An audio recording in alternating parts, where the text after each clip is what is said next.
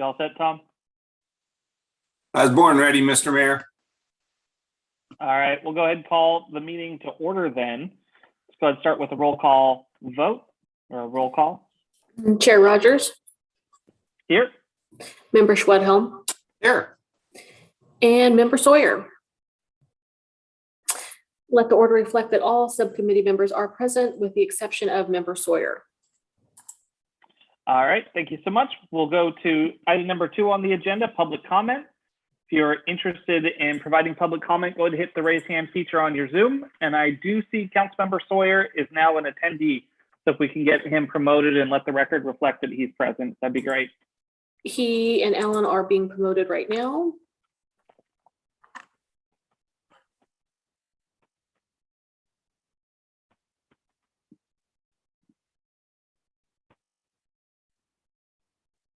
Let's wait and make sure it's John and not Dan.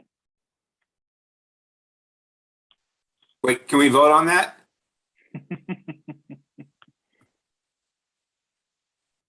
Everyone needs to be nice now. That was nice. And I was being very supportive, John. Thank You're you. on. Thank you, Mr. Schwedhelm. Or council member, sorry. We are on our public comment for non-agenda items. If you're interested in providing public comment, go ahead and hit the raise hand feature. And Madam Clerk, I'm not seeing any hands. Do we have any emails or pre-recorded voicemails? No emails were received. Okay. We have one set of minutes today. That's the November 4th, 2021 meeting minutes. Council members, do either of you have amendments to those minutes?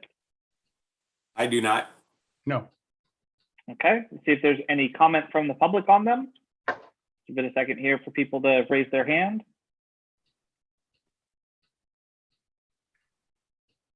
All right, seeing none, we'll show those adopted as presented without objection. Let's move on to item 4.1. Mr. City Manager, are you taking this one or should I just kick it right over to Alan? Kick it right over to Alan. So, thanks, Chair Rogers and members of the committee. So this is our year-end fiscal year 2021 general fund performance. We can go to the next slide, please. So we've shown some of this, and or some of these slides will look familiar to you from our first quarter performance, but we wanted to go ahead and look back. We have our final numbers for the last fiscal year. As a little bit of context before we go into those, just to remind you and the folks that are watching just kind of how we develop our budget. We do use long-range forecasting for both revenues and expenditures. For both, actually, we use a combination of known costs. For expenditures, known costs plus past performance, and fill in that way. And for revenues, we have some consultants that help us with our sales tax and our property tax. So they help us with that forecasting. We take that information. We also look locally and kind of try to base off of past performance and then going forward. We have a number of departments that have general fund revenues, and we work with them to try to develop the revenue picture for that year and for going forward. When we budget expenditures for positions, we do that at 100% basis. So unfortunately, that typically do not have full employment of city positions. Usually we offset that with some sort of a credit that will have it to where we are not overly inflating our expenditure budget, so that we do account for some vacancy that we know that there will be. Unfortunately, because vacancies do vary over time, it's very hard for us to come up with just a hard and fast vacancy percentage. So we generally try to look at what we have vacant in a current year at a current time, and then try to project out with any information that we know and come up with an amount to offset some of the salary and benefit costs. The whole goal in our budget is to try to come up with a reasonable number, not overly aggressive or overly conservative, but to try to hit that in the middle. During COVID, we were probably more on the conservative end, especially with revenues, just because of the unknown. And just so you recall the time when we were building the budget, it was really right when COVID was having us locked down. So we were seeing things that looked like it was going to be very bad from a revenue standpoint. And fortunately for us, it didn't quite turn out that way. In fact, we came in much better. So next slide, please. So here is our year-end close numbers. What we're showing here are more of the recurring operating budget. So recurring revenues, recurring expenditures. These are what we would typically want to build a budget on. It takes out some of the outlier revenues or the one-time expenditure things. So what you're looking at is when we look at budget affordability, this is kind of getting into that realm of where we need to be. And we budgeted low or our revenues anticipating impacts to COVID. As you can see, that did not happen. In fact, we had stronger revenues, and we also held back expenditures. We had a hiring freeze going at the time, so which we were able to hit the target for our expenditures or our hiring freeze. And the combination of the two of those brought us from a projected deficit to an actual surplus. So next slide, we'll start getting into some of the details. So with our, just at a high level with our general fund revenue detail, the biggest variance we had to the good was with sales tax. In fact, actually, let's go to the next slide, because I think you can kind of see what we were dealing with. So as you can see, that this shows two years with the same revenue types kind of split out. So you have the year ending right when the pandemic was starting, and then you have the fiscal year that just ended, which we were building the budget for during that initial pandemic stage. So you can see that we were starting to see a decline in sales tax, so we budgeted accordingly for that, but that decline quickly turned into an increase. So that's where you see the $11 million over our adopted. But you can see that in most of our major categories, we did have stronger than what we thought revenue, which was great. It really, it's good not to have those impacts, but in virtually every one of these, we felt that there would be impact, and it turned out not to be. The one thing with real property transfer tax looks to be a bit of an outlier. We were seeing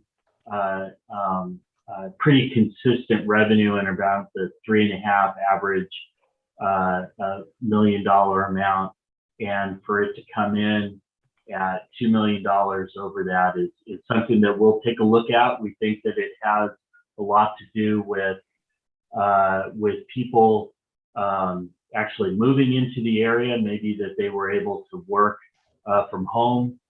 They were Bay Area folks that came up here. There's a lot of things we can speculate. Real property transfer tax is a function of volume of sales and sales prices for real estate. So clearly there were a lot of transactions and at good prices, and resulted in very strong revenues for us. So what we'll be looking at going forward is that trend continues. We expect that it'll lower off some, but hopefully it still shows strong growth there. We did see declines in occupancy tax, which is what we kind of figured that there would be. We lowered our revenue estimates and we came in even lower than that. That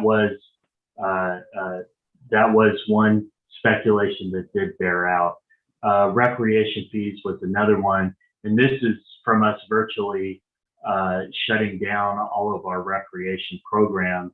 Again, saw the issue, adjusted, and actually even we were a little bit optimistic, thinking that, well, maybe there'll be something going on towards the last half, and not so much the case. So those will, now that we're fully programming and doing that, we expect to see a strong rebound there. Next slide, please. So this is a look back at the last 5 years. I show this to kind of, you can see where we've had some steady incline or increases in revenues in areas, which is good. In some areas, they're kind of popping up a little bit more than what we anticipated. These are all actual revenues, by the way. So you know, there are things that we look at, right? We hope that there's going to be significant growth in revenues, but we want to take a look back to make sure that, you know, if anything, kind of a sanity check on where we want to go going forward. There are a couple of revenues that I want to bring to your attention. Cannabis industry tax is something that we, you know, started in the 17-18 fiscal year. Kind of see some low revenue as it gets started, and then steadily going up. So we'll be looking to see if it's still an upward trend or if we're plateauing on that. And then I also mentioned the real property transfer tax, and you can kind of see what I was talking about in terms of there being around a 3.5 average, $3.5 million amount over that 5 years, and then all of a sudden it just jumped. So we'll, again, we look back, look at current trends, and try to forecast going forward. Next slide. This shows our now our general fund expenditures, and in our normal categories that we have as we roll things up. General government is basically all of your administrative departments. It's the finance department, city manager, city attorney, HR, those types of departments. And then the other ones are pretty self-explanatory. For fire, the increase that was, or the being over budget is largely a factor of strike team overtime, and there is a corresponding revenue amount to that. So, but you see this here. I think going forward, you know, we will have another column in here that kind of shows what the final budget is. It's a little bit off to be looking at where you adopted the budget and then where the actual results are. But for the purposes of this, we're just showing the two. Going forward, we'll have a little bit more of a, you'll have more of a sense of changes during the year. Next slide, please. So ultimately, this is where we get to, is where our reserves are. So you have our, and the way that I'm showing here are our different, what our total reserve for contingencies were, and then kind of how we break out what we need. So you have a council policy that mandates an operating reserve, and it's really from 15 to 17%. So again, I apologize for this being at the 15% amount. Going forward, we'll have it at 17. Because you really want to, 17% is about 2 months of operating, and that's where you want to show, where you want to have that shown, not at the bottom end of this. But either way, you've met your reserve requirement. You've also committed funds from PG&E. You know, we received the money, it sits in the reserves, you know, until you appropriate it. And so what we wanted to do, though, on some of these things that at year end weren't appropriated yet, but we know that you've committed those funds. So we wanted to go ahead and account for those, which we've done with this amount. And even the uncommitted $7 million, because we know that you will ultimately commit those funds and appropriate them as well. Also, you committed $40 million of those PG&E funds toward fiscal stability for the general fund. So we wanted to kind of pull that aside, and I'll get into that a little bit more at the end of this presentation, but actually in the next presentation. But with all of those things pulled aside, all those commitments met, you are still about almost $9 million over all those commitments. So that is a good place to be, and that's necessary given where we know that we are going forward. So next slide, please. There are future cost impacts that we know that are going to be there in the general fund. We have come to agreement on most of the labor contracts. Right now, we know that there's about a $9.2 million ongoing impact to the general fund as a result of those labor contracts. That will be part of our, when we update our long-range financial forecast, since those are known costs, those will be part of that forecast going forward. We know that there is there will be an increase in our unfunded liability for our pension. While that isn't solely a general fund impact, it is largely to the general fund, and we estimate that of being about $110 million over the next 14 years, and that's over what we currently pay. So if you look at our baseline UAL payment of being about $30 million, that 110 is the amount over that baseline that we would look at. We also know that there are some large scale capital replacement costs that are out there. The fire apparatus can run anywhere from, you know, $700,000 to over $1 million, depending on what the apparatus is. And they are not currently in our normal equipment replacement program. So those are costs that are out. In fact, actually, I think that there are a couple of fire engines that will be coming to council pretty soon that we're actually looking at doing a lease for that will, because interest rates are low enough. But those are the types of costs that have been coming up, and our current way of dealing with that is that when the vehicle is ready to replace, we just come to the general fund and draw down on reserves from that. Also, body worn cameras. I believe the cost to replace those are around $1.5 million. And we know that coming up pretty soon, we'll need to replace tasers. And that we think is probably around $750,000 to $1 million there. These are things that we know that are out there in the future. There's stuff that we need to deal with. So while it's very good that we are able to get to a surplus on a given year, we need to be able to try to work toward having an ongoing surplus with that. And we do know that there are some challenges ahead in that regard. That said, let's go to the next slide. What we want to do going forward is to be more proactive in our analysis.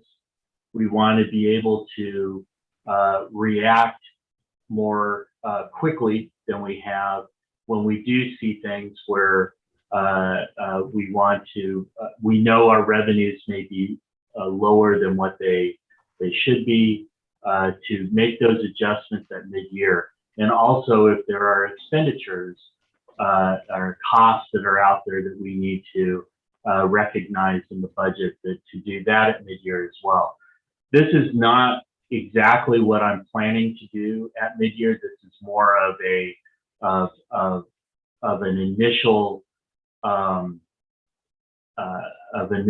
look at it. We still have a couple more months of data that we need to analyze, especially on the revenue side. But basically, when we got the year-end numbers, one of the first things that I did was then look at our budgeted revenue numbers, and I could see that our budgeted revenue was actually less than where we came in the last year. Now, where some of those, there may be some outlier revenues there, but for the most part, I think we can look at the trends would support us bringing our revenue up to at least where we ended in the prior year. And if possible, if there is some growth that needs to be recognized as well, we could do that at that time.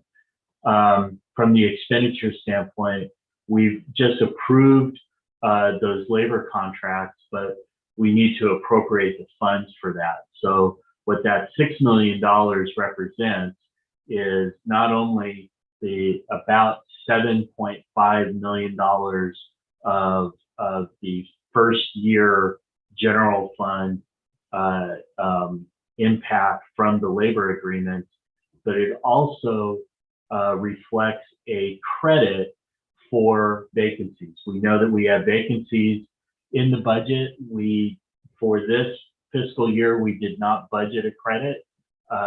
So I want to do that so we're not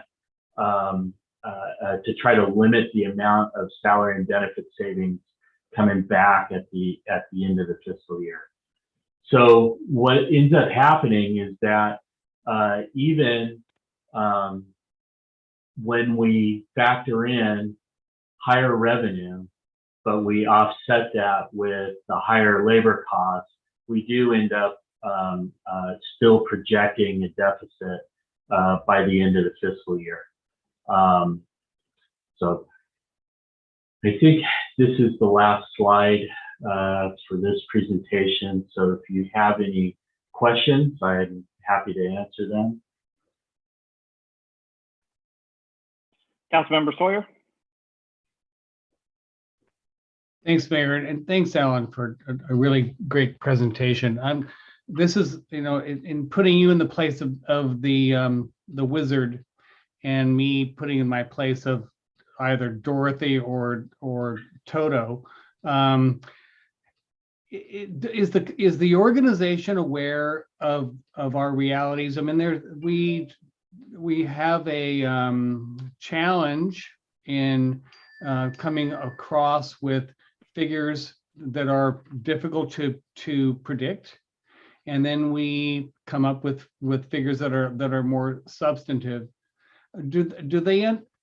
Is our organization understanding the challenges of trying to come up with figures that are assessments, and as opposed to reality, and how do we communicate with our organization the reality of our fiscal reality, both positive and negative. And Alan, maybe I can start with that and you can fill in. This is something that's been of concern, I think, to the organization for some months now, particularly as we started the negotiation process for our labor contracts. And it's not unusual to have those kinds of questions and need for further information. So one of the things that I worked with Alan on to do was to prepare a series of briefings for employees on our general fund budget. And I think we did a total of 4 of those.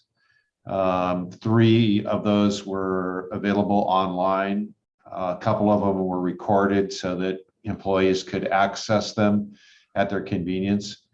And one was done early in the morning at the field services yard with our maintenance workers, and all the numbers projected up on the screen. And the goal here was to provide as much information as we could to explain how we generated our budget projections, what we were beginning to see in terms of some preliminary indications of improvements, and to lay out for them when we thought we would be able to close the last fiscal year and what we would do with the information that we got at that time. And what we told them was we anticipated closing the books for the last fiscal year in November. We would start by informing our council members and the long-range long-term financial planning subcommittee. And then we would proceed back to a briefing of the full council, and we would make adjustments as necessary at mid-year. So if we had unanticipated revenues, those might be adjustments either to reserves or additional expenditures. If we had unanticipated losses, those could be things like furloughs and hiring freezes and, looking for more revenues and all of those kinds of things. We also took time to solicit ideas from employees because we were anticipating that even if we had a very good year, like we ended up having, we would still have an ongoing deficit in the general fund. And that's exactly what you're seeing here today. We had a very good year last year. We ended up with an $8 million surplus. But after we plug that back in and we factor in the pension costs, our labor costs, and something that we haven't talked about yet, which is the ongoing need for capital improvements and maintenance and so forth, we still have work to do in the general fund. And so we asked employees, what are some of your ideas? We laid out a few of ours. Do you have other ideas for raising revenues? Do you have other ideas for efficiencies and savings that we can incorporate? And we've gotten 10 or so of those ideas from city employees. And we're going to come back out, share this information with them, and evaluate the ideas, present them to the council, and see which ones we want to move forward with. I really appreciate that, because there is a tendency for our organization to feel that there's it can be a little mysterious in how we see whether or not we are in a good place or in a desperate place. And so being open and honest with our organization, and allowing them an opportunity to be a part of the solution is really important. And I really appreciate both you, Jeff, and you, Alan, in involving the organization in trying to come up with solutions, because it removes some of the mystery and the stigma attached to to the fiscal analysis of running a city. So thank you very much. I really appreciate the answer, and I know it's not easy, but you're doing the best you can at both educating our organization and asking them for potential solutions. So thanks for the answer. I really appreciate it. Councilmember Schwedhelm? Thanks, Mr. Mayor. Ellen, I'm just trying to track the numbers on that last slide about the mid-year changes for expenditures. And we talked about the MOUs that we've just accomplished. I know the question was asked of the city manager during one of our council meetings. Total cost of all the packages, I think general fund was around 9 million. All departments was around 12 million. And so is that 6,051,000 mid-year change, is that directly related to that figure? Is that why we have that? Yeah, so the ongoing cost is $9.2 million, but the first year cost is $7.5 million. Then we are inputting, or we will put in a credit of about 1.5 million to offset vacancies. So basically and so you're seeing the net of those two. Great, thank you for that. I'm just trying to follow the bouncing balls or the bouncing dollar figures so I can kind of explain it to others. So thank you, that was very helpful. And then I saw PERS just recently confirmed next year discount rate is 6.8%. How does that factor into any of these projections, or is that what we thought it was going to be? Well, yes, we knew that it was headed there. PERS goes a couple of years out front, so it's not in a part of this, but it's in a part of what we're going to talk about in the next item. Okay, great. And then I just want to add a little bit to that, Alan. And so the discount rate is one of the major factors. And as it goes down, it increases our unfunded liabilities or our annual costs. So that's one factor that we look at. You'll remember earlier in the year that PERS also reported out on their investment returns. And that is the other factor that contributes to our unfunded liability and rates. And on that side, they reported 20-some%, I forget the exact figure, but very good figure, well above their 7% projected return. And so that's going to have the impact of reducing our unfunded liability.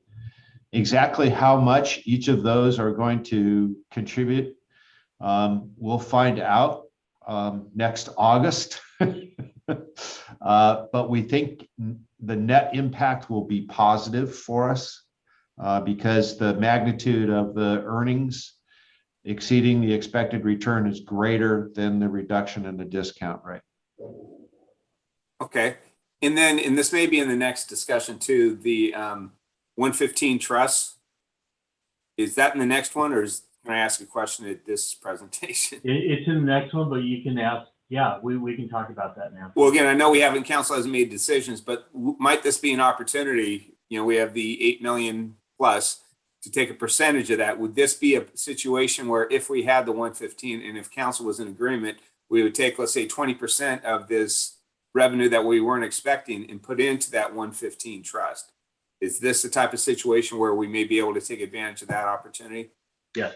We believe it is, and it may be. And part of what we are hoping to discuss with the subcommittee in the next section is how would we describe that? What are some of the guidelines and the policies that the council might want to consider to guide those decisions now and in the future? And then the other question I had, because Alan, you mentioned some of the fire apparatus trucks, and I understand the bigger bucks ones are not part of the vehicle replacement fund. Is that also in the next discussion? Because Yes. Okay, I'll save those comments for that part. And thank you for all this info. All right. Yeah, and I'll save some of my comments for that discussion, Alan. I think that they go hand in hand. Let's go to public comment really fast and see if there's anybody who'd like to provide public comment on this item.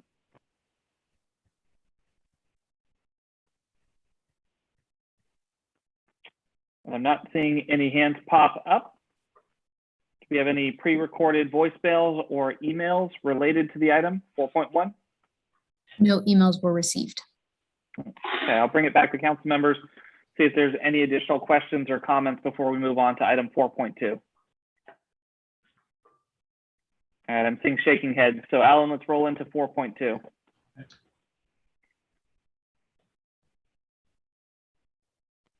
So, what this item is an overview of where we're headed with fiscal policy. We can go to the next slide. So, we'll go through these here, kind of where we're headed in terms of next steps. Is that we have a study session at the council to discuss policies, these policies, on December 7th. So as we go through this, or if there's additions that you would like us to see in that presentation, we'd like to know that so I can make adjustments and add where necessary. Based on the direction from that study session, we would develop actual written policies and methodologies for what we're about to talk about, and then work with this committee on refining the wording and the methodology of that, and then ultimately going back to council to adopt. What we're going to do here is kind of go over background of where we've been with fiscal policies, and an overview of where we're headed, and then look into three that we are looking at right now as potential candidates to be a reserve, if you will, for each one of these types of things. And one would be a pension stabilization fund. Another one would be a large capital replacement fund. Another one would deal with extreme events. So with that, let's just jump into the background part. So we began looking at what's known as risk-based reserves back in 2017. At that time, the reserves surpassed council policy requirements. We knew that we needed to mitigate cost impacts that were hitting the general fund or that would. But then the fires hit, and we kind of paused that item. One, we had lost a lot of our reserves, but also in the finance department, we kind of had to shift gears into our recovery mode for the disaster. But we have a renewed commitment in the finance department to establish policies that provide stability to the general fund. It's really, this is something that began earlier in the year, and it's something that we are very committed to, of taking and looking at things in the future and being more proactive and less reactionary when it comes to things that fall outside of our every year budget. And we, one of the things that we want to try to move away from is that we, for a lot of these things that we'll talk about, our current practice is just to come to council and dip into the reserves. When you have a lot of reserves, that's you're able to do that. But we should be able to. We know that there are expenses that are out there. We should be able to plan, especially in times like these where we have been able to build our reserves back up. We have the really kind of unprecedented situation of having those fiscal stability funds with us right now for the general fund that allows us the opportunity to kind of look out in the future and try to mitigate risks that we know that we will come up against. So next slide, please. So the idea of risk-based reserves is something that's been around for a bit. GFOA did a case study of Colorado Springs. It's stuff that I know that a number of other jurisdictions kind of look at as a way of analyzing risks and developing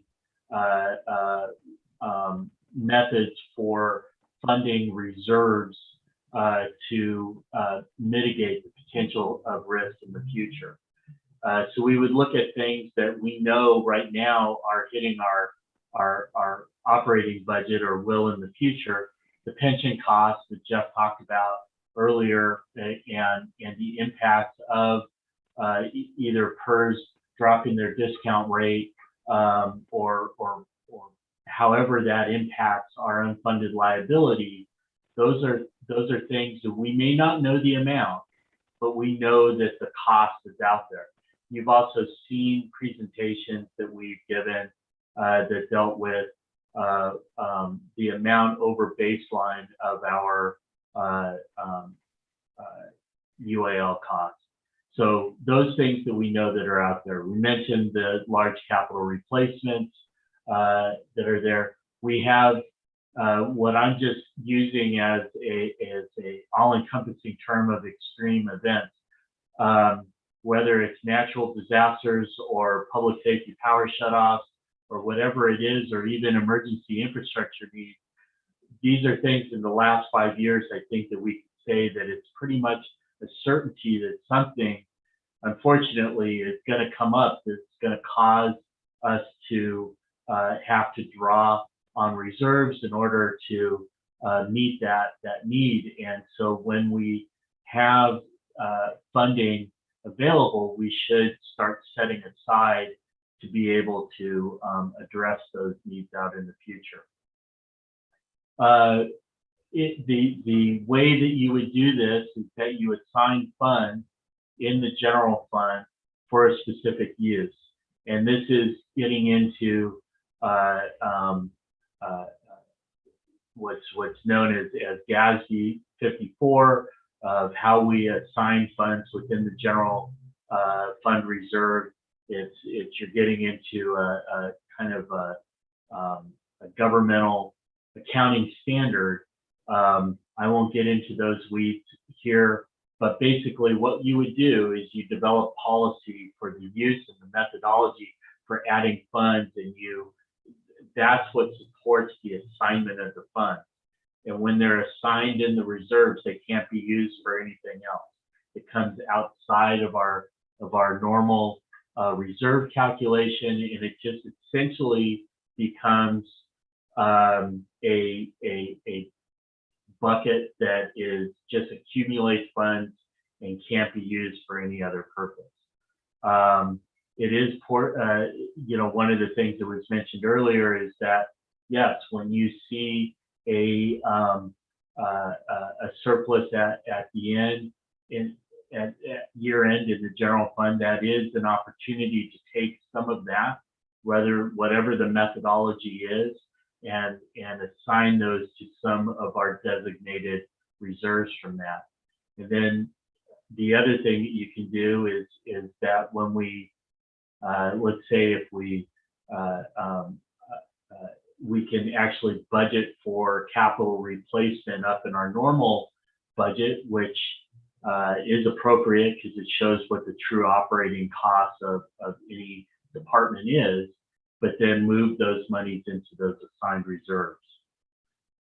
Some of the other things that we also may want to consider beside those three things, there are ways to offset, sick leave balances or vacation balances, anything like that, that may have an impact. We kind of do this a little bit right now, but we would want to analyze that more, especially if we get to certain times, certain points over the period where you have a number of people leaving the organization. I've been with the organization long enough to know that there are kind of generational waves, and we tend to kind of all go right around the same time. So you want to be able to, to possibly foresee when that's going to happen and save for that. Next slide, please. So what are the benefits of doing this? Well, it allows the city to plan proactively. That's something that you're going to hear from me and from the finance staff for a while, is that we really, that needs to become our mantra going forward. We want to add transparency in terms of putting aside funds to pay for general fund operational and one-time risks. I think what that does is kind of along the lines of what Jeff was talking about earlier, and going out and meeting with the employee groups. I sat on the labor table, and we have some work to do to kind of build a good credibility with the employee groups, and it's something that we're committed to do in the finance department. And I think, wherever we can add transparency, wherever we can go and be very clear on how we are addressing these risks, especially the one-time in nature risks, that those are very good things to do for the overall health of the organization. It also would distribute reserves fairly, avoiding kind of a reactionary method to reserve spending. Again, looking for that proactive, having the methodology in place, being able to stick to that and going forward, and is a way that we want to look at all future budgets. I mentioned here, I kind of hedged a little bit, saying that it was potentially favorable benefit for the city's overall credit rating. I was actually talking with our municipal advisor, our municipal financial advisor, about the POBs and starting, that analysis. And I talked about, what we were, this presentation, and it absolutely is something that the rating agencies look for. How much of a benefit that they would give to our rating, that we don't know, but these are the types of things that they want to see us put in place that shows that, we kind of are headed down a good path in terms of managing our fiscal health. And then, the major potential risks specific to the city that are outlined. Again, I kind of mentioned them before, of where we are, just even in terms of the extreme events that hit us. We all kind of know what they are now. So anyway, this is what those would do. So let's go on to the methodology in the next thing. So, the $40 million of fiscal stability funds are there, and those can be used to initiate these reserves. I think that was what the intention of the council was to be able to at least use some of that to start establishing these things, establish a formula for allocating the unspent appropriations going forward. So, we will need to kind of seed these funds, I think, and then to figure out how much going forward we put into each one. Identify the risks that are specific to the city, assess the likelihood of the risks occurring and the impact, and use the knowledge of those risks. These are all types of things that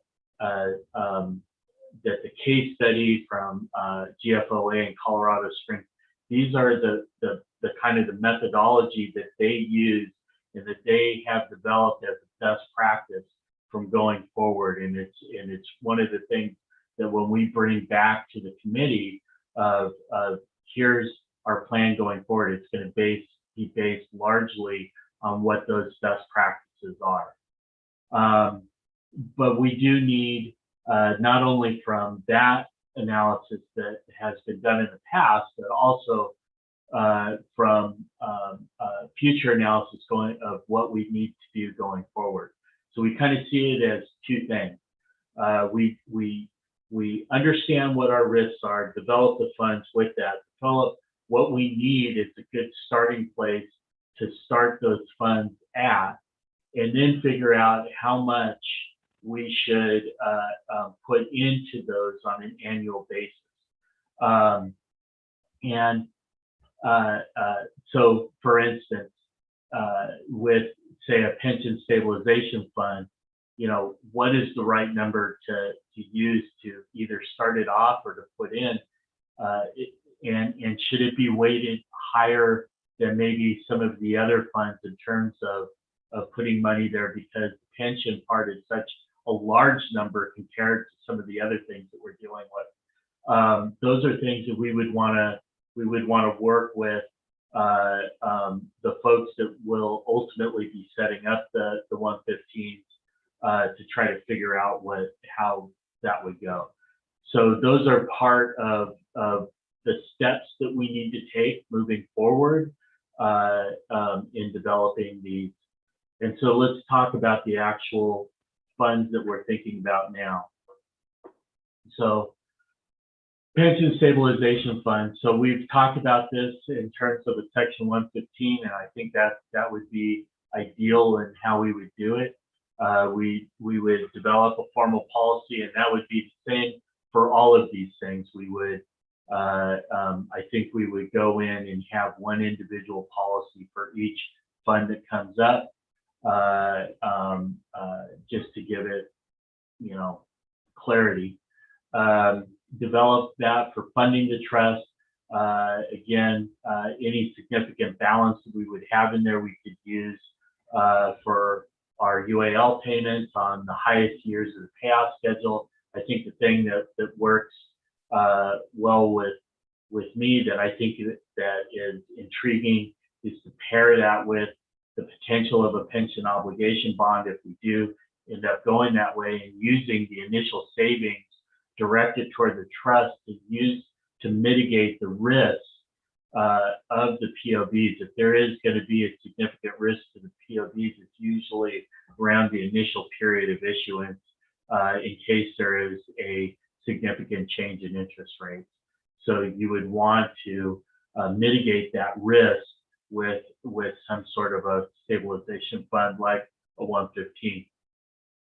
However, regardless of the status of the POB, I would absolutely suggest that we do the 115. It just makes a lot of sense to go in that direction to be able to gain, put more growth in there. And this is stuff that we've talked about before, and I know that the council, at least this committee, sees that as a good idea. Next slide, please. So looking at capital replacement, this is where we get into an area that we have large capital replacement items that just aren't in our normal equipment fund. And whether it's vehicles such as fire apparatus, or it's large capital purchases, non-vehicle like body-worn cameras, like tasers. I know in some areas we try to accumulate money over time in projects that allows us to go make, say, weapons purchases or things like that. This would be a way that you're actually doing it in a fund. It's very transparent. We know that you're doing that. You can see it. We can speak to it more directly, and it's governed by a policy. Fire requested in the PG&E funds to establish the funds with $4 million.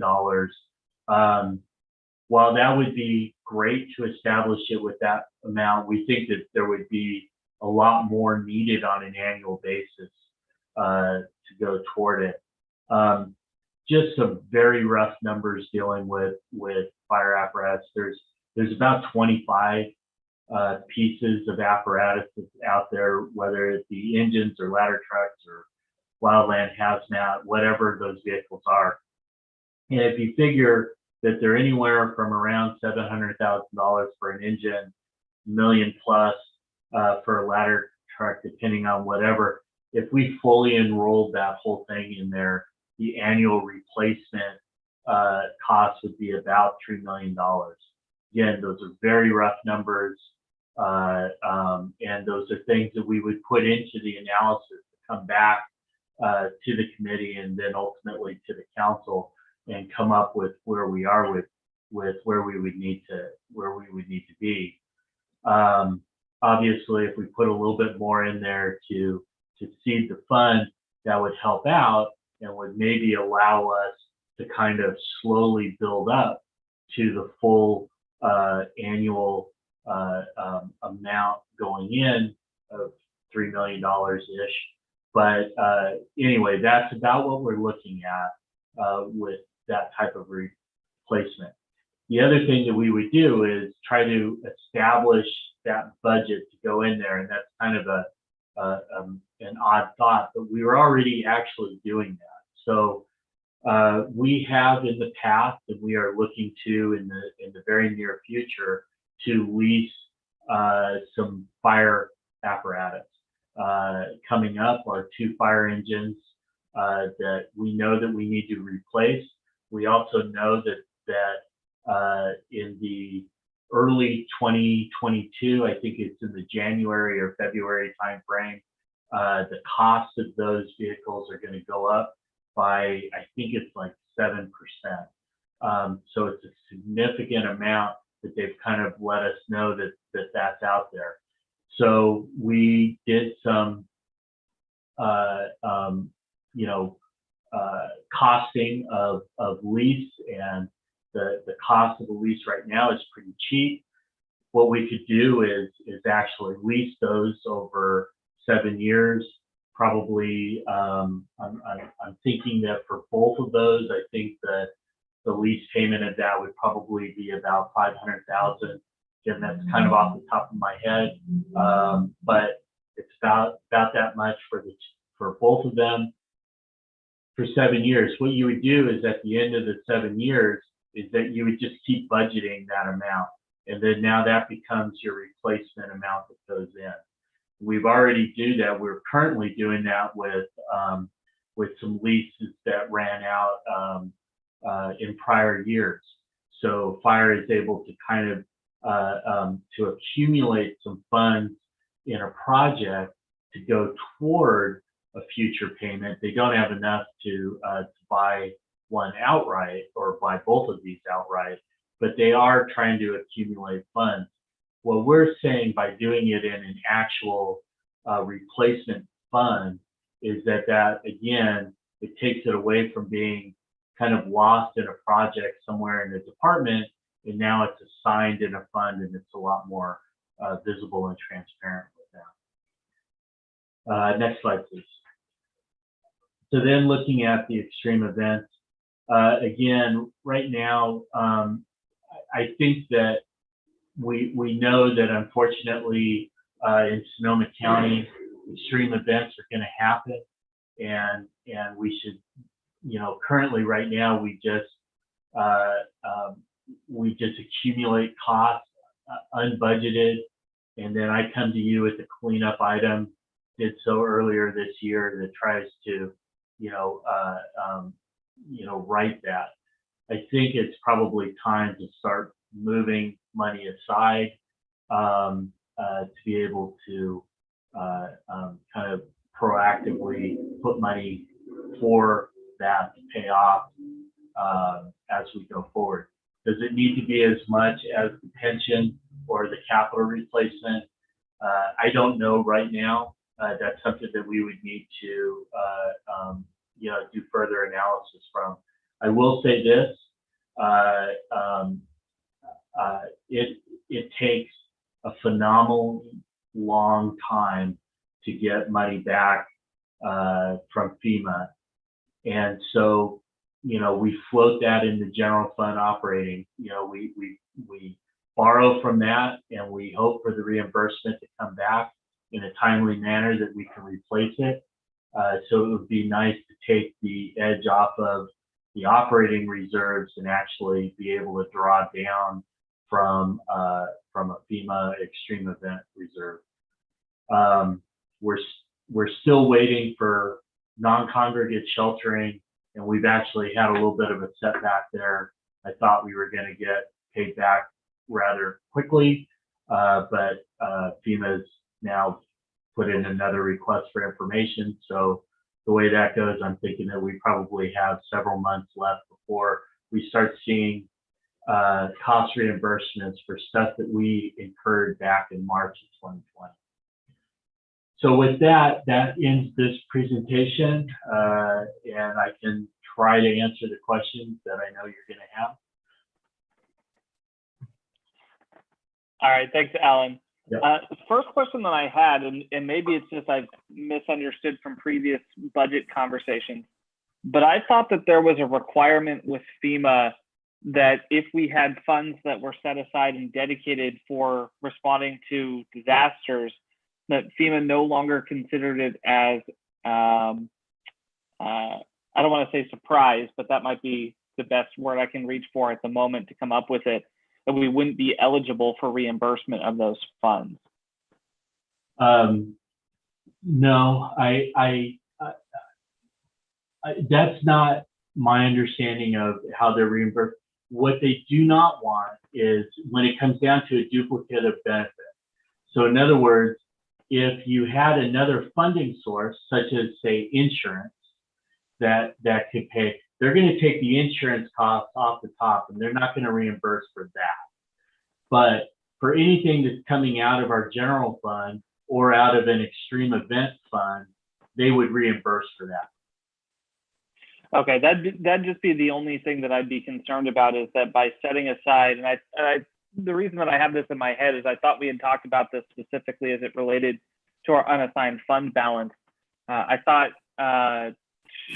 2 budget cycles ago, I thought we had left additional funds in the unassigned fund balance in order to draw from in the event of an emergency, which we did end up needing with the glass fire.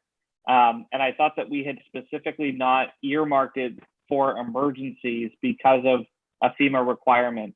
But I can go back and I can check my notes from a couple of years ago on it as well. And it's very likely I'm just misunderstanding or misremembering what happened. And we can double check with FEMA as well. Yeah. Okay.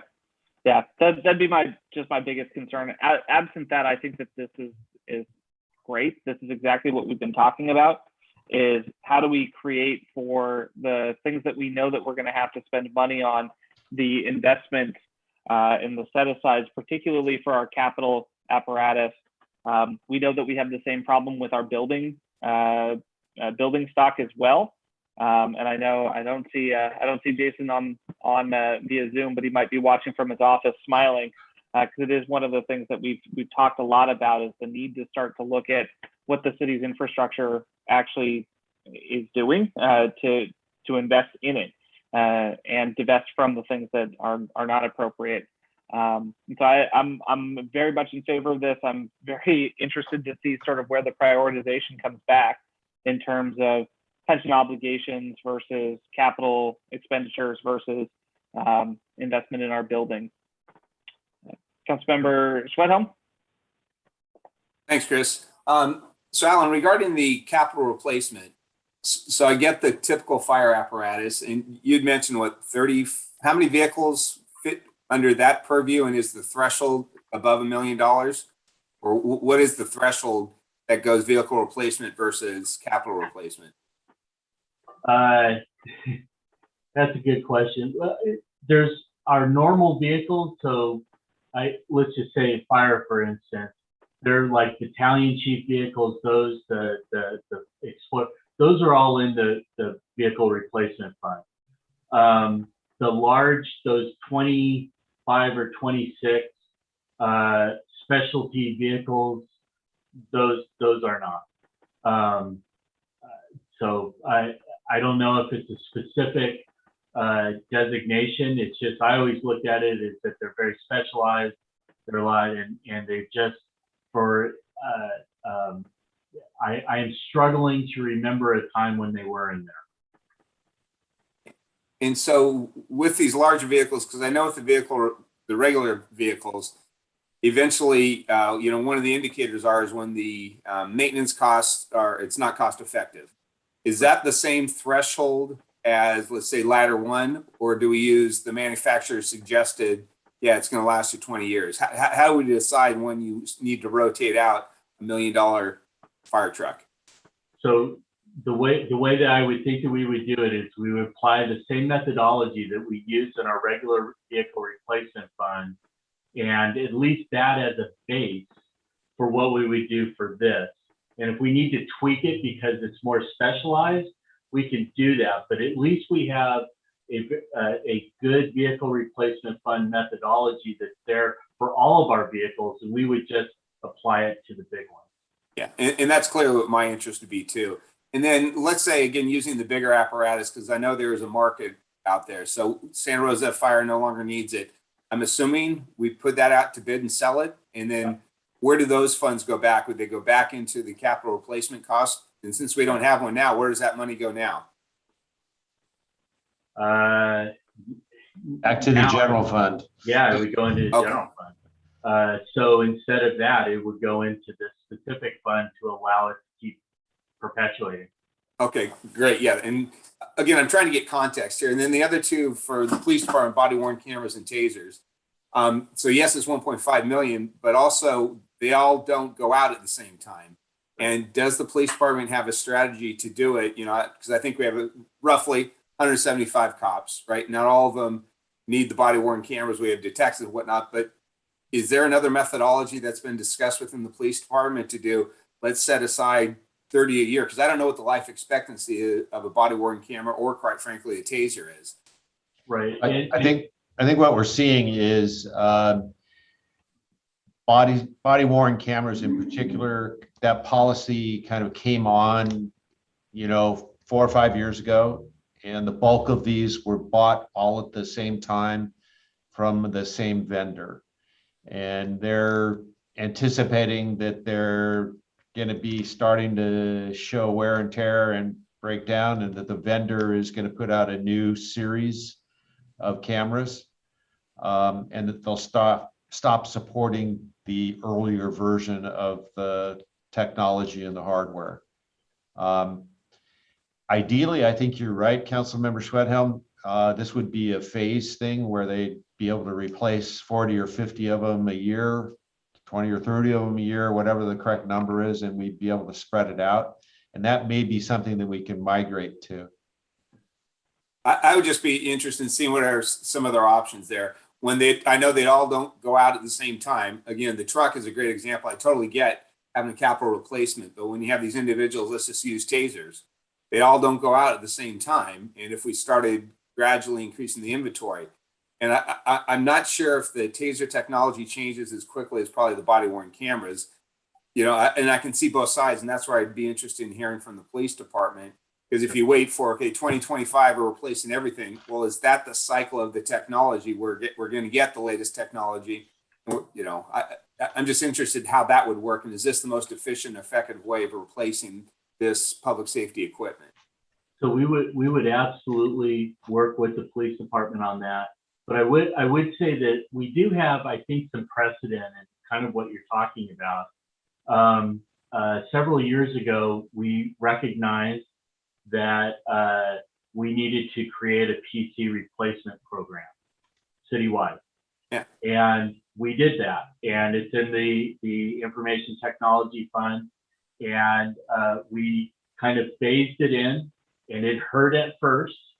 And then it became a routine cost in our budget. And now PCs are replaced on a normal, it's cycled in, cycled out, and it works well. We would find whatever precedents that we have already in the city and apply those where appropriate to these types of funds. And I think that's a great analogy, because I know when the city went to that, I think that's a great idea every 5 years, because the rapid speed of technology, 5 years is about that lifespan. Again, with body worn cameras and tasers, I'm not quite sure what the lifespan is, but for me, I'd be in favor of modeling that, and whether that's included in the global capital replacement fund, which I'm supportive of too, or the way we're doing it. I think ongoing discussions would be helpful. So thank you. John? Thanks, Mayor. I agree with Tom. Anywhere where we can model our an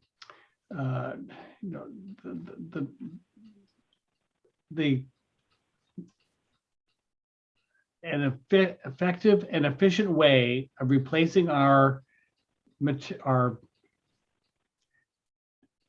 vehicles, the body worn cameras, whatever it might be. We tend to, there's what happens in the normal business environment and what happens in government environment. And I think that they tend to be a little more conservative than we are. But I think that modeling our, especially with fire and these large pieces of equipment, I know San Jose Water, when they have to replace a large piece of equipment, like one of those big machines that clean the sewer systems. The Vector These are trucks. what was that, Jeff? The Vector trucks. The Vector trucks. I mean, how much are those? How much are the Vector trucks? I mean, those are not inexpensive pieces of equipment.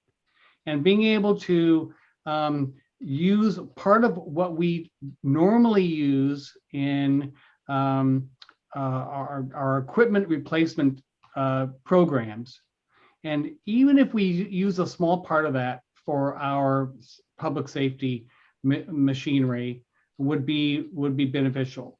So the private sector, as opposed to the public sector, anywhere where we can model the private sector, I think does make sense. And I agree with Tom about the effectiveness and efficiencies, and it just makes sense. And I am very much supportive of moving in that direction wherever we can, because it is, and even if the bucket, if we have a bucket for these large purchases, like we have buckets for other things that we're considering right now, and potentially making a recommendation to the full council, whether it be the trust, or whether it be the vehicle replacement programs.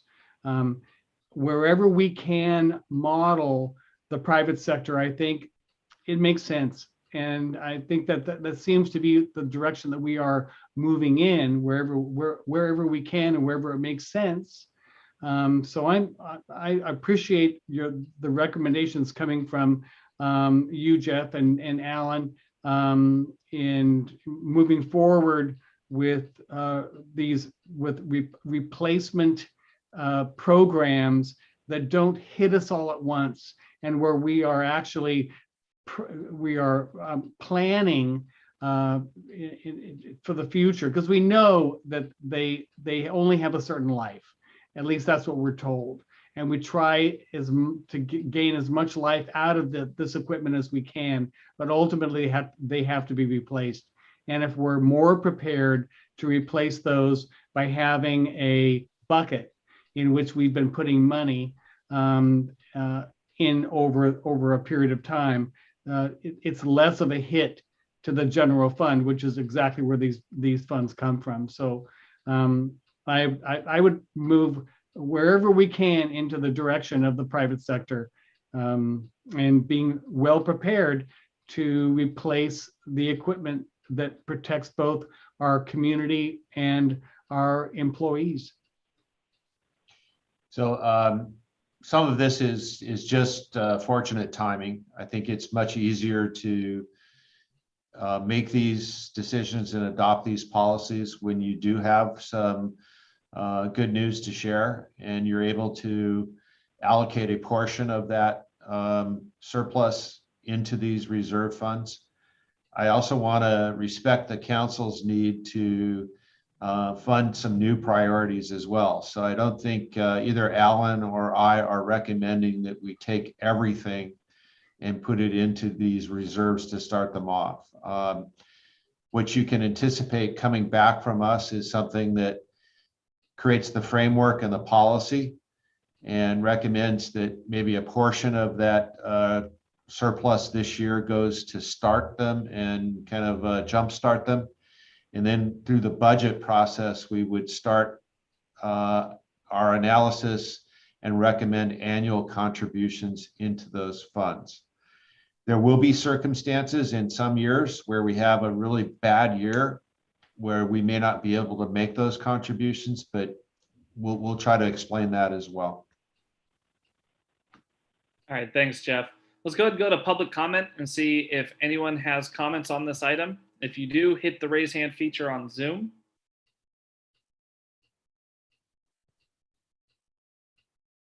I'm not seeing any. Did we have any emails or voicemails? No emails were received. Great. I'll bring it back then. Any last thoughts, John or Tom? You know, for me, I'm just really supportive of this. These are going to be some challenging conversations, but we've got to do this. And I'm full support of this, putting out those options there. And we need, I think this is an investment in our future. We just need to put the things in place so that we can invest in our future for our future councils to assist them. So thank you for bringing this forward. And if I might, just to be clear, when we go on the 7th, it'll be a presentation very similar to this, high level. And what we'll be getting is feedback from the full council as we go in to then start to develop those prioritizations and policies and methodologies as we go forward. So I just wanted to. And just for your information, I did run this by Marikisha yesterday. We reported in a very summary fashion the results from last fiscal year. She was very excited about that news. And the next words out of her mouth were, "And are you working on fiscal stabilization and reserve policies?" Well, you just made my day, Jeff. Not that I'm surprised. You know, and it wasn't that long ago that we were talking about buckets, and that was before the challenges that we had with fire of late. And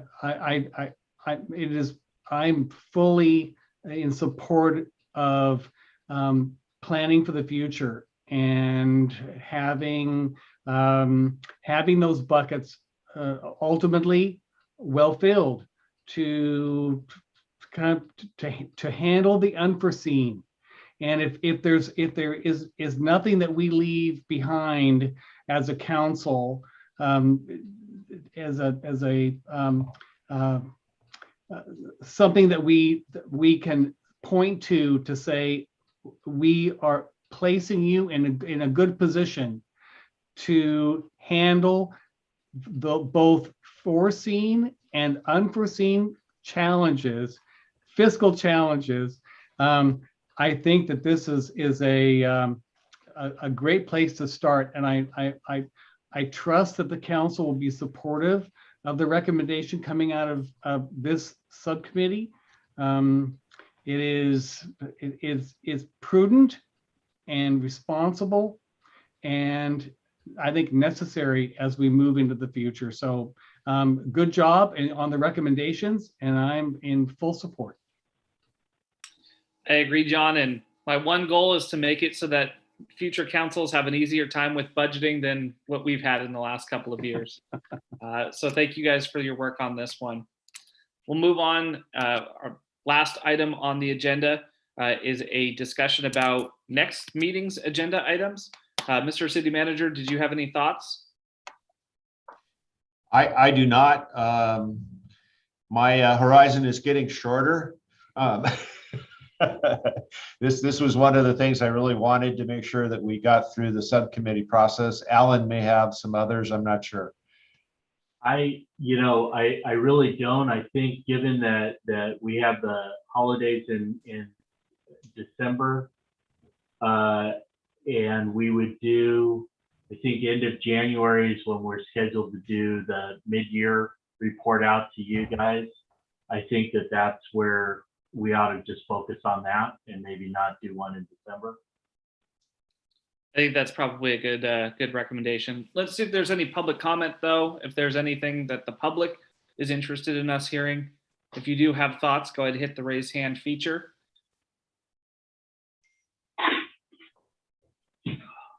And I'm not seeing any.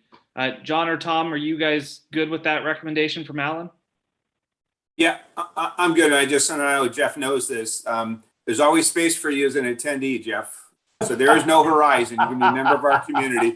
You're always welcome in my meetings. Thank you. Appreciate that. All right. On that note, we'll go ahead and adjourn for the day. We'll bring it back after the holidays. Thanks, Yeah. Alan. Thank Happy you. Thanksgiving, everybody. All right. Take care. Bye-bye.